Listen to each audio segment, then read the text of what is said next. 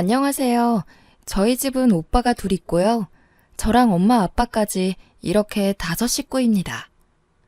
그러다 몇 년 전에 큰 오빠가 결혼하고 1년 있다가 바로 작은 오빠도 결혼했죠.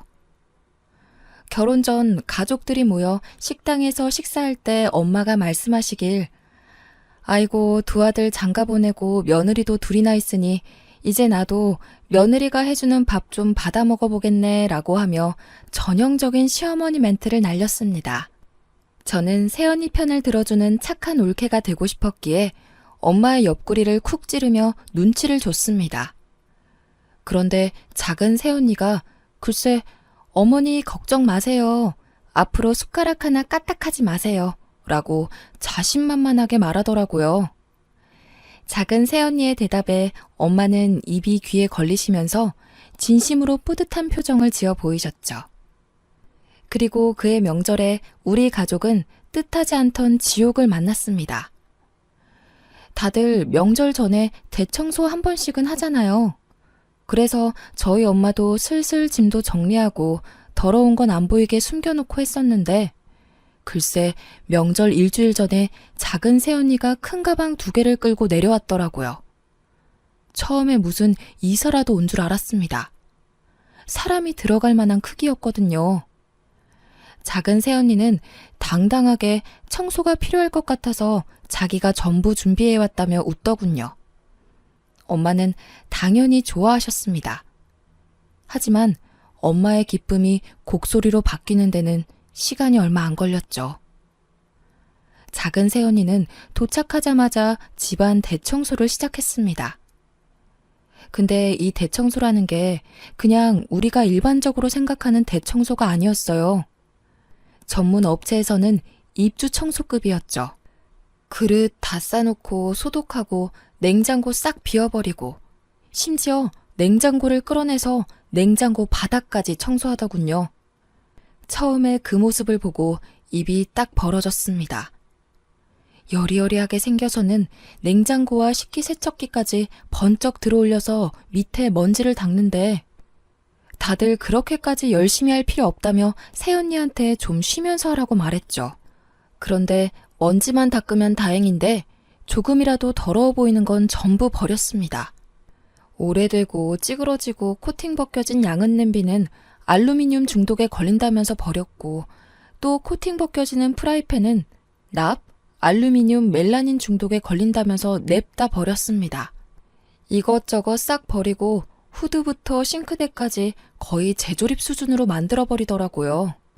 저희 집 주방이 오래되다 보니 싱크대 실리콘 부분에 곰팡이가 있었는데 그걸 세제를 이용해서 닦는 게 아니고 실리콘을 전부 긁어내고 새로 했습니다.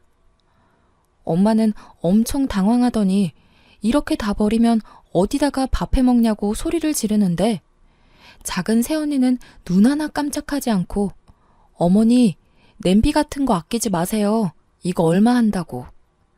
건강 잃으면 어떻게 하시려고요? 라고 대답했습니다. 새언니 말도 전부 맞는 말이라서 그때부터 우리 가족들은 새언니의 행동 하나하나를 관찰했습니다. 저 시집갈 때 주신다고 모아둔 냄비 그릇 다 꺼내서 씻고요. 싱크대 안에 라벨별로 줄 서 있는 양념통을 보고 뭔가 잘못되어 가고 있다는 걸 느낄 수 있었죠. 저녁 식사를 하면서도 엄마는 주방 살림들을 죄다 내다버린 것에 대해 화가 안 풀려서 씩씩거리는데 작은 새언니가 대뜸 저에게 20만 원을 주더군요. 아가씨, 내일 청소 좀 하게 어머니 아버님 모시고 찜질방 좀 갔다가 외식하고 늦게 들어오세요. 라고 합니다. 오늘의 일을 떠올려 볼 때 엄마와 제가 집을 비운다면 얼마나 무시무시한 결과를 초래할지 덜컥 겁이 나긴 했거든요. 그래도 며느리가 자기 돈 꺼내주면서 엄마 모시고 찜질하고 맛있는 거 먹고 오라는데 안 갈 이유가 없다고 열심히 엄마를 설득했어요. 다음날 새벽 5시부터 일어나 주방에서 뒤집는 소리에 신경이 쓰이긴 했지만 저는 엄마를 설득해서 부모님과 하루 종일 나가서 찜질도 하고 저녁도 거하게 먹고 돌아왔습니다. 그리고 그날 밤 집으로 돌아온 부모님과 저는 집안의 살림이 절반 이상 증발해버린 마법을 목격하고 말았죠. 특히 엄마는 대문 앞에 내쳐져 있는 집안 살림들을 보며 망연자실했습니다. 지나가던 동네 사람들이 이 집 이사 가냐고 묻더라고요. 엄마는 기가 막혀 아무 말도 못하고 있고 이제껏 지켜보던 아빠가 화를 참지 못하고 새언니한테는 직접적으로 화를 내지 못하시고 작은 오빠에게 전화해서 난리를 쳤네요. 근데 작은 오빠 하는 말이 작은 새언니의 취미이자 특기가 청소라고 하지 않았냐며 자기도 결혼하고 보니 그만큼 우리 집이 더러웠다고 하더군요. 처음에는 적응이 안 될 수 있는데 막상 하고 나면 속이 시원해지고 후련해질 거라고 버려지는 물건의 미련을 빨리 버리라고 불난 집에 부채질을 하고 있는 거예요. 결국 그날은 그냥 넘어갔습니다. 물론 엄마는 밤새 잠 못 이루시고 들썩거리면서 화를 사귀고 계셨지만요. 다음 날 작은 새언니와 오빠가 집에 왔습니다. 엄마가 작은 오빠와 새언니를 거실로 부르셨어요. 며칠 사이 벌어진 살림살이에 대해서 본격적으로 화를 내시더라고요. 그랬더니 새언니가 핸드폰을 꺼내 청소 전 찍어둔 사진을 보여주며 어머니, 이런 기름때에 곰팡이 덕지덕지 된 곳에서 어떻게 사셨어요? 아버님 보세요. 식당에 갔는데 주방이 이렇게 기름때 있으면 그 식당에서 음식 사 먹고 싶으시겠어요? 먹는 건 그렇다 쳐도 위생적으로도 안 좋죠.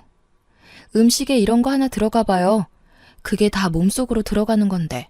라며 차근차근 따지는데 틀린 말은 하나도 없고 나름 논리적이라 엄마는 반박도 못하고 거품을 무셨어요. 아빠도 그냥 끄덕이고만 계셨고요. 엄마가 조용해지니 다음 화살은 저에게 날아왔습니다. 새언니는 저에게 다 큰 여자 방 꼬락서니까 그게 뭐냐면서 잔소리를 하더군요. 순간 짜증이 나서 남의 방을 왜 뒤지냐고 따졌어요. 그랬더니 작은 새언니 특유의 단호한 얼굴로 정말 너무 더러워서요 라고 하더군요.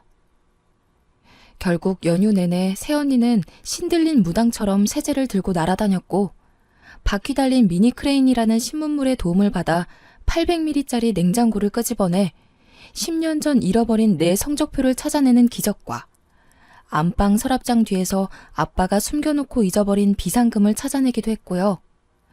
작은 방 책장을 조심스레 드러내더니 그곳엔 오빠들의 직바꾸리 폴더에 담지 못했던 여자들의 사진을 발견하는 기적들을 행하셨습니다. 엄마는 언니가 버리면 다시 주워와서는 작은 새언니가 버릴까봐 다시 숨기는 숨바꼭질을 하더군요. 명절 때 엄마도 저도 부엌 근처에도 못 갔어요. 큰 새언니 역시 영문도 모른 채 싱크대 근처도 못 가고 피난 행렬에 동참했죠. 작은 새언니는 본인이 일하는 주변에 사람들 오는 거 정말 싫다고 단호히 선언했기에 온 가족이 작은 새언니 주변에 얼씬도 못했네요. 작은 새언니는 주방에서 음식을 하다가도 누가 무언가를 먹다 흘리면 귀신같이 쫓아와 닦았습니다. 꼭 살아있는 로봇 청소기 같다고 할까요? 본인이 청소해놓은 거 보면서 정말 행복해해요. 혹시 누가 점퍼라도 벗어 소파에 걸쳐놓으면 고통스러워하는 게 작은 새언니의 표정에서 느껴집니다. 그럼 우리 가족도 같이 고통스럽죠. 갑자기 뭔가 무거운 공기가 느껴지면 100% 누군가 해서는 안 될 짓을 했다는 거죠. 그래서 온 가족이 집에 들어올 때 밖에서 옷을 털고 들어오는 진 풍경이 펼쳐졌고 집에 들어와서도 먼지라도 흘릴까봐 작은 새언니가 부를 때까지 안방에 강제로 갇혀 있었습니다. 한 번은 식사 중 아빠가 쩝쩝 소리 내며 식사를 하셨더니 입안에 음식이 보이는 건 예의 없는 짓이라며 다른 사람들이 보면 더럽다고 욕한다며 아빠에게 훈계를 했습니다. 여기서도 엄마가 빵 터지셨죠. 안 그래도 뭐 하나 꼬투리 잡을 거 없나 보고 계셨는데 엄마는 어디 시아버지에게 그게 무슨 말버릇이냐며 호통을 치더군요. 사실 엄마도 보통 사람은 아니라 둘 사이의 말싸움이 장난 아니었지만 작은 새언니는 절대 엄마에게 밀리지 않았고 결론은 더럽다 단 하나였어요. 무슨 말싸움을 저리 잘하는지 말싸움 대회라도 있으면 금메달은 따놓은 당상이겠더라고요. 명절 당일에 친정도 안 가고 우리 집 청소를 하더군요. 보다 못한 엄마가 친정에 좀 가라며 등 떠밀었더니 아이 같은 한바구음을 지으며 청소할 게 많아서 친정은 다음에 간다고 말씀드려놨다고 하더군요. 작은 오빠는 올 것이 왔다고 예상했다는 듯 명절 전날 와서 명절 당일 와이프를 두고 혼자 집에 가는 거예요. 정말 어이없었죠. 그렇게 전쟁과도 같았던 태풍과도 같았던 명절이 휩쓸고 지나갔습니다. 마치 지옥과도 같았던 불편했고 답답했던 명절이 끝나고 그 다음 달이 제사였죠. 이번에도 작은 새언니가 내려오니 저랑 엄마는 안방이랑 제 방문을 잠가두었습니다. 작은 새언니는 가소롭다는 듯 가위로 잘라서 가볍게 방문을 따고 들어가 청소를 하더라고요. 엄마는 뭐 이런 게 다 있나 하셨습니다. 그리고 작은 새언니는 심지어 우리 집 청소 전후 사진을 찍어 본인의 SNS에 올리는 겁니다. 우리 집과 가족들은 작은 새언니의 지인, 친정 식구와 SNS 팔로워들에게 더러운 시댁가족들로 낙인 찍혔네요. 그 후 2년간 피 터지는 신경전을 했죠.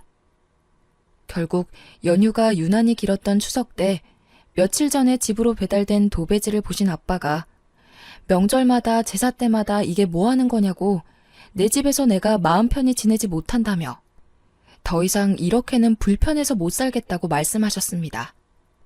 그래서 그 다음 명절부터 제사 차례를 없앴어요. 아예 없앴다기보다는 날짜를 조정했어요. 명절날 바로 전에 절에 모여서 차례 지내고 바로 헤어지자 선언하셨습니다. 그래서 올해 정월부터 절에서 모셨습니다. 연휴에는 각자 가족과 함께 보내자 하셨어요. 그래서 절에서 만나고 밖에서 밥 먹고 각자 집으로 돌아갔네요. 결론은 이제 우리 집은 평화가 찾아왔습니다. 저희 집은 이제 명절 음식, 제사 음식이라는 게 사라져버렸습니다. 아직도 엄마는 새언니 전화만 오면 심장이 뛴다고 하세요. 핸드폰이 울리면 인상을 쓰시면서 아빠에게 또는 저에게 서로 받으라고 미룹니다. 우리 집이 정말 너무나 더러워서 그랬다고 생각하실 수도 있어서 조금 변명을 해보자면 저희 엄마는 그냥 평범한 대한민국 엄마입니다. 부모님은 평생 생선시장에서 생선 손질해서 우리 삼남매 공부시키고 장가 보낸 분들이시죠. 매일 쓸고 닦아 광나게는 못해도 생선 장수 자식들이라고 냄새난다고 욕먹을까봐 매일 씻고 닦이셨어요. 생선 냄새가 너무 싫어 냄새 뺄까봐 밥상에 생선 부위도 잘 안 올리셨습니다. 얼마 전 엄마 심부름으로 제가 작은 오빠 집에 간 적이 있습니다. 부모님이 작은 새언니한테 워낙 대이셔서 작은 오빠 집 근처도 안 가려고 하세요. 저도 안 가고 싶었는데 엄마는 죽어도 쟤네들 사는 곳은 절대 안 가겠다며 못 박았습니다. 오빠만 오라고 하면 혹시라도 새언니랑 같이 올까봐 꼴 보기 싫다고 저한테 다녀오라고 명령하셨죠. 아주 다행히도 새언니는 회사 동료 결혼식에 가는 바람에 작은 오빠 혼자 있었네요. 작은 오빠네 신혼집을 처음 들어가는데 감탄사를 내뱉고 말았습니다. 현관에서부터 위생적 아우라가 느껴지더군요. 집 안에 들어갔는데 현관문 옆방에 청소기들이 종류별로 다 서 있습니다. 밀어서 닦는 것, 밀어서 빠는 것, 밀어서 쓰는 것, 자기 혼자 닦는 것, 혼자 빠는 것 등등 말이죠. 현관에는 소독용 에탄올이 분무기 타입으로 비치되어 있었고 세탁실에는 수집이라도 하는지 우리나라에서 구할 수 있는 모든 종류의 세제가 가지런히 놓여 있었네요. 심지어 락스는 말통으로 있더군요. 게다가 모든 세제들의 라벨이 한 방향을 보고 서 있음은 물론이었고 거실은 그냥 모델하우스 같았습니다. 싱크대 위에 그 흔한 밥통도 없어요. 거실에도 6인용 식탁이랑 TV만 있었죠. 혼자 쓸고 빠는 로봇 청소기만 거실을 돌아다니더군요. 오빠한테 이렇게 어떻게 사냐고 물어보니 오빠한테 청소하라고 강요는 안 한다고 합니다. 처음에는 하도 피곤하게 해서 싸우기도 했는데 이제는 타협도 보고 적응도 되어서 사용한 물건 제자리에만 놓으면 부딪힐 일이 없다네요. 막상 지내보니 이게 훨씬 편하기도 하고 위생적인 것도 알겠고 물건 찾을 때도 항상 제자리에 있어서 편하다면서 저에게도 마치 종교 전파하듯 권유하는 겁니다. 새언니가 스트레스를 청소로 푸는 스타일이라 그렇다며 저보고 이해하라네요. 우리 집 한번 다녀오면 작은 새언니 얼굴이 빛이 난대요. 우리는 작은 새언니 때문에 짐 들고 이방저방으로 피난 다니는데 내년 여름 휴가 때 본가로 내려온다 하길래 앞으로 또 우리 집에 발 들여놓으면 의절하겠다 말했네요. 정말로 작은 새언니가 한번 다녀가면 아빠 혈압이 올라가세요. 오죽하면 명절이나 생신 다가오면 작은 새언니가 밀대 들고 쫓아오는 꿈을 꾼다고 하십니다. 앞으로는 집에서 모이는 일은 없도록 하자는 부모님의 바람을 다시 한번 당부하고 심부름을 마치고 작은 새언니 오기 전에 도망 나왔네요. 다들 청소가 취미인 며느리 생기는 건 부러운 거 아니냐며 말씀하셨지만 직접 겪어보니 말 그대로 공포예요. 제 방에 있던 침대 매트리스를 작은 몸으로 마당까지 질질 끌고 나와서 어휴 더러워 하면서 작대기로 팡팡 때리는데 여린 몸으로 저렇게까지 하는 새언니가 경이롭더군요. 그런데 다음은 또 뭘 할까 하는 공포를 느끼기도 한답니다. 생각해보면 저희 가족은 좀 특별한 것 같아요. 작은 새언니가 청소에 미친 사람인 것처럼 큰 새언니도 만만치 않거든요. 큰 새언니는 학교 선생님입니다. 그래서 그런지 무슨 일만 있으면 앞사람한테 설교를 해요. 그런데 큰 새언니가 그러면 큰오빠는 또 경건하게 경청하고 있어요. 한 번은 당뇨가 있는 아빠가 술을 드시고 들어오셨습니다. 때마침 집에 들른 큰 새언니한테 딱 걸려서 1시간 반 동안 설교를 들었네요. 듣다가 아빠가 화가 나서 소리 지르면 아버님 화내지 말고 이야기 들어보라면서 술이 당뇨에 미치는 악영향과 그로 인해 약이 되는 각종 합병증과 합병증으로 생길 수 있는 집안 가족들의 상심에 관하여 심도 있게 설명했습니다. 입원 또는 수술이라도 하는 날에는 가족들이 간병에 관해서 미루다가 싸움 나는 집안도 있다며 별의별 예시를 다 들어주는데 아빠는 언니의 논리정연한 말에 반박하지는 못하고 그저 한숨 한 번 쉬고 힘들어하기만 하셨어요. 큰 새언니가 입을 한 번 열면 아주 그냥 박찬호급이에요. 다들 알겠으니 그만하라고 설득하면 아니요, 아직 덜 끝났어요 하면서 또 다른 예시를 들더니 하나하나 다시 설명합니다. 큰오빠는 제대로 조련되었는지 큰 새언니가 입만 열면 말리지는 못할 망정 경건하게 경청하면서 추임새도 넣어요. 더 웃긴 건 작은 오빠도 그런 큰 새언니를 욕했었어요. 시부모를 학생 보듯 한다고 그랬던 작은 오빠는 작은 새언니를 데려왔네요. 큰 새언니랑 작은 새언니랑 붙으면 누가 이길까요? 사실 한번 새언니 둘이서 붙은 적이 있어요. 작은 새언니가 락스를 생수처럼 쓰는 걸 보고 큰 새언니가 동서 나랑 이야기 좀 해 라고 입을 열었죠. 뭔 일이 나려나 싶어 온 가족이 긴장했네요. 하지만 새언니들의 싸움은 얼마 지나지 않아 작은 새언니의 완승으로 끝났습니다. 큰 새언니는 동서, 락스는 독성 물질이 어쩌고 저쩌고 지나치게 사용하면 어쩌고 저쩌고 작은 새언니가 더럽지 않아요? 라고 말하고 큰 새언니가 하지만 락스는 독성가스가 어쩌고 저쩌고 말하면 작은 새언니는 깨끗하지 않아요? 다시 큰 새언니가 그래도 가족의 건강을 생각해서 어쩌고 저쩌고 라고 하니 작은 새언니가 그럼 형님이 하실래요? 제가 보고 배울게요 라고 하더군요. 결국 큰 새언니가 미안하다고 하고 이렇게 허망하게 끝났네요. 그 뒤로 작은 새언니가 주방일 끝내고 돌아서면 큰 새언니가 바로 짐 챙겨서 식구들 몰고 청소 끝낸 방으로 들어갑니다. 무슨 대관령 양떼 목장의 양떼 같아요. 우리 엄마 아빠 평생 생선 팔아 과외시켜 좋은 대학 보내고 집 사서 장가 보냈더니 깔끔 대마왕 서장훈과 투머치 말 많은 박찬호를 데려왔네요. 두 분께 개인적인 감정이 있는 건 아닙니다. 그쪽으로 유명한 대명사라서 언급했습니다. 중간에 낀 저로서는 남은 엄마 아빠가 걱정인 거죠. 저야 시집 가면 벗어나는 거니까. 하지만 엄마 아빠는 새언니들과 앞으로 살아갈 날이 훨씬 더 많은데 두 새언니들의 확고한 고집이 꺾일 것 같지 않네요. 뭐 그 고집이 나쁜 쪽은 아닌 거니까 다 듣고 보면 틀린 말은 아니고 다 좋자고 하는 거잖아요. 본인들 고생하겠다고 시간 내서 저러는 거니 하루빨리 엄마 아빠가 새언니들을 인정했으면 하네요. 그저 시부모의 숙명으로 받아들이면서 잘 맞춰서 오래오래 스트레스 받지 않고 잘 지냈으면 하는 바람입니다. 하루빨리 우리 집에 평화가 찾아오길 바래요. 제 이야기는 여기까지입니다. 다들 행복하세요.